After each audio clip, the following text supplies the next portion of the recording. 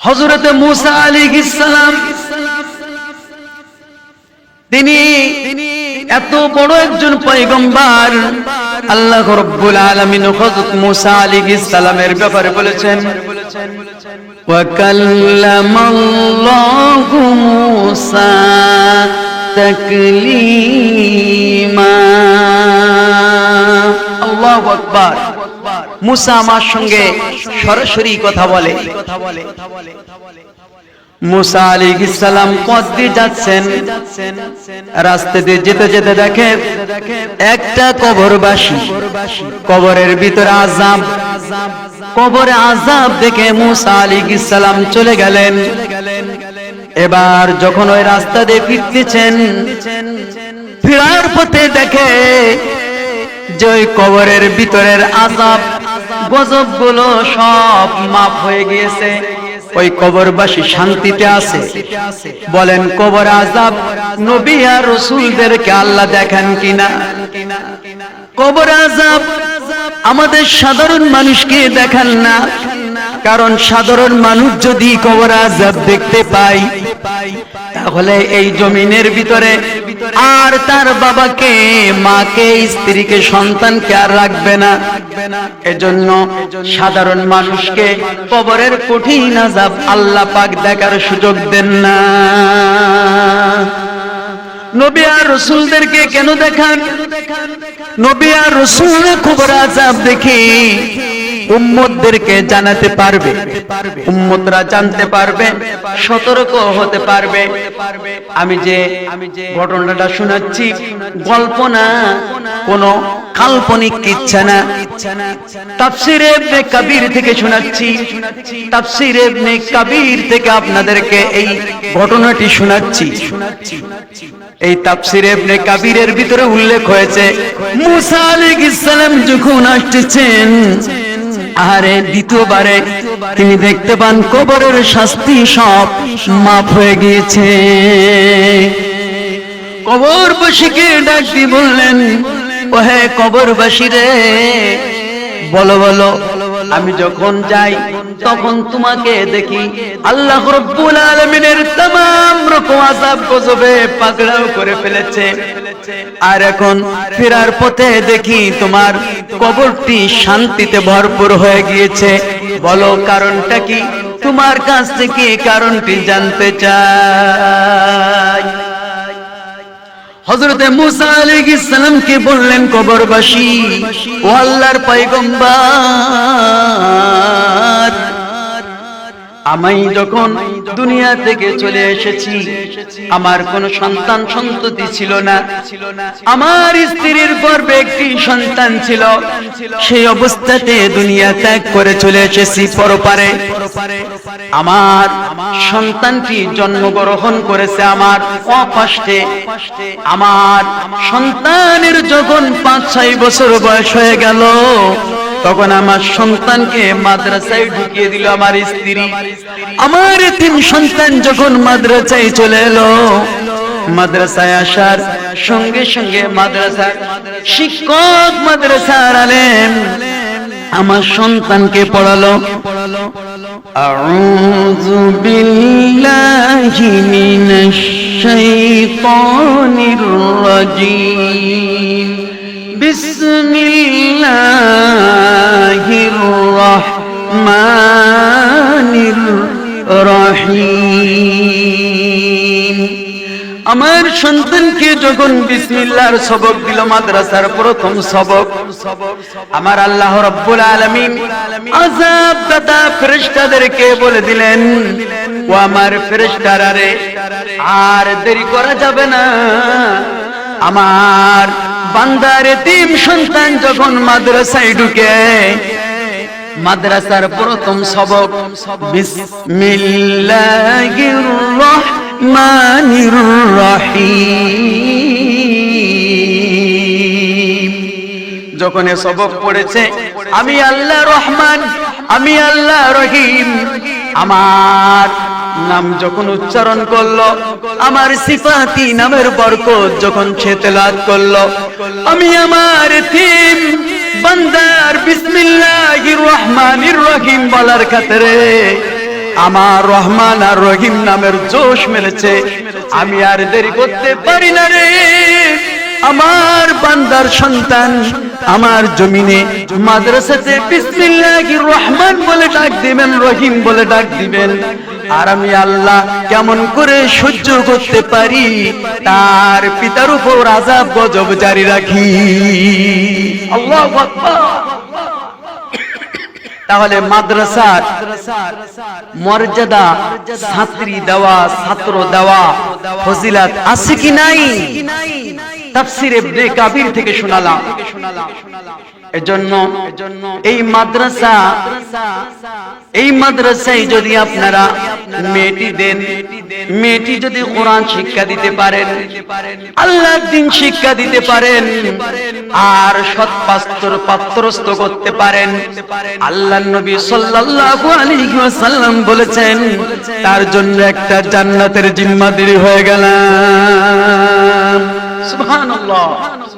আর আপনি বাংলা শিক্ষিত করবেন, ইংলিশ শিক্ষিত করবেন, কবরে হাসরে মিজানের চারে না ইংলিশের কথা শোনা হবে না, বাংলার কথা শোনা হবে না, উর্দুর কথা শোনা হবে না, ফার্সির কথা শোনা হবে না, কোনটাই শোনা হবে না, একমাত্র কোরআন আর হাদিস ছাড়া, এই দ্বীনি ইলম ছাড়া আর কোনটাই ওই জগতে আর কার্যকর হবে না। এজন্য মেয়েদেরকে দ্বীন শিক্ষা দিবেন না, দুনিয়া শিক্ষা দিবেন। দেখবেন বড় লক্ষ্মীরা নামাজি আছে কি নাই, দিনদার আছে কি নাই, মেয়েকে দিলেন, আপনি একটা জাহান্নাম কুরাই করলেন। এজন্য যার একটি মেয়ে বিশ্বনবী সাল্লাল্লাহু আলাইহি সাল্লাম বলেছেন সে যদি সৎপত্র করতে পারে, দ্বীন শিক্ষা দিতে পারে, তার জন্য একটি জান্নাত, যার দুটো মেয়ে তার জন্য দুইটি জান্নাত, আর যার তিনটি মেয়ে, আর তিনটি মেয়েকে লালন পালন করলো, ভরণ পোষণ দিল, আর কোরআনের শিক্ষায় শিক্ষিত করলো, আর পাশাপাশি দিনদার ছেলে দেখে, আল্লাহ ভক্ত মানুষ দেখে বিবাহ পাত্রস্থ করলো, আল্লাহ নবী বলেন তার জান্নাত আর আমার জান্নাত দূরত্ব হবে না। সুবহানাল্লাহ। এজন্য এই মাদ্রাসাকে ছোট করে দেখার কোনো সুযোগ নাই। এই মাদ্রাসাতে কত বড়, এটা যে কত মহান, এটা বুঝে আসবে কিয়ামতের দিন। স্কুল আর মাদ্রাসাগুলোকে এক জায়গায় করলে একটা হবে জিরো আর একটা হবে হিরো।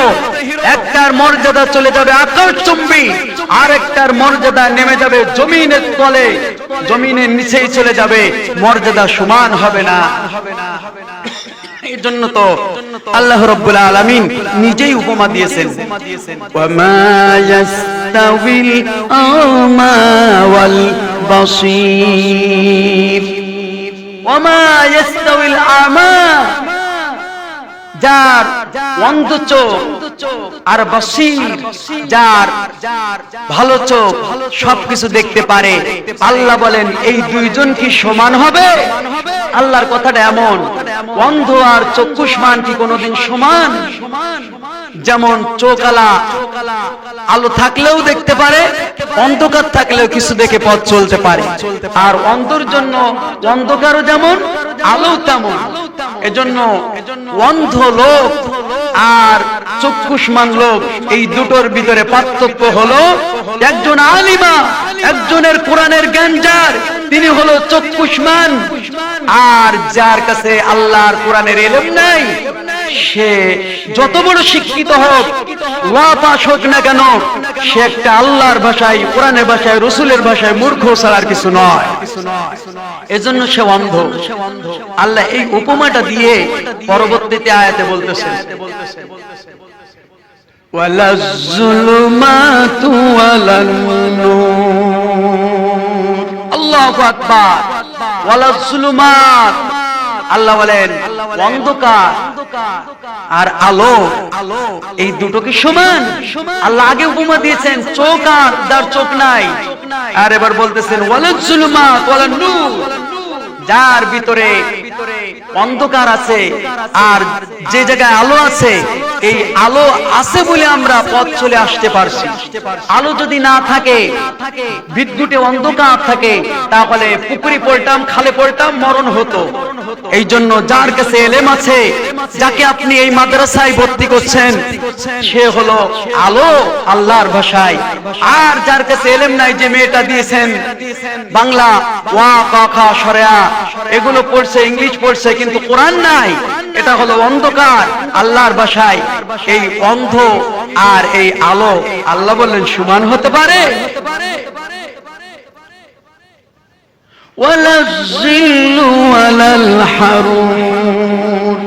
আল্লাহ পাক আরো একটি উদাহরণ দিলেন, ওয়ালাজিল্লু ওয়ালাল হারুর। এই যে রৌদ্র আর ছায়া, এই দুটো কি সমান? কি সুন্দর উপমা আল্লাহ। যে রৌদ্রই ভালো রৌদ্র হলে 1 ঘন্টা কাজ করলে আর টিকা যায় না, বেশি সময় থাকা যায় না। আর ছায়ার ভিতরে বছরকে বছর কাটালেও অসুবিধা হয় না। আল্লাহ বললেন যার কাছে আছে এলেম, সে হলো ছায়ার মতো ছায়াদার।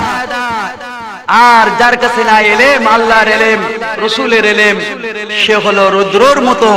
তার কাছে এরকম শান্তি পাওয়া অসম্ভব। এজন্য আল্লাহর উপমা কত সুন্দর। আল্লাহ শেষে একটা উপমা দিলেন। এই ওয়াজ করে আমি সামনের দিকে যাচ্ছি। মাদ্রাসার গুরুত্ব এতটুকুই বুঝতে পারবেন, কোরআন দিয়ে আর হাদিস দিয়ে দুটো আমি বুঝাইছি। দেখেন আল্লাহ এরপরে উপমাটা কি দিচ্ছেন।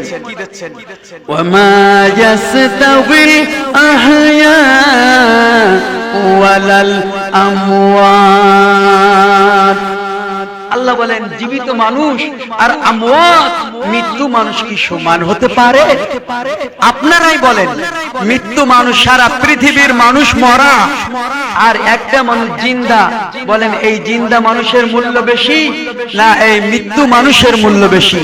মৃত্যু মানুষের একটা পিঁপড়েও যদি তার গায়ের উপরে চলাফেরা করে, সারা পৃথিবীর মৃত্যু মানুষ এক জায়গায় হয়ে পিঁপড়াটা সরানোর ক্ষমতা রাখে না।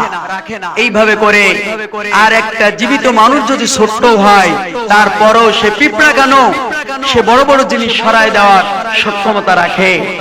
এজন্য যার কাছে আছে কোরআনের জ্ঞান, ও আমার মা বোনেরা, আপনাদের মেয়েটাকে যখন আপনার স্বামী লালন পালন করছে, আপনি লালন পালন করছেন, জাহান্নাম কুড়াই করবেন না, জাহান্নামী মেয়ে বানাবেন না।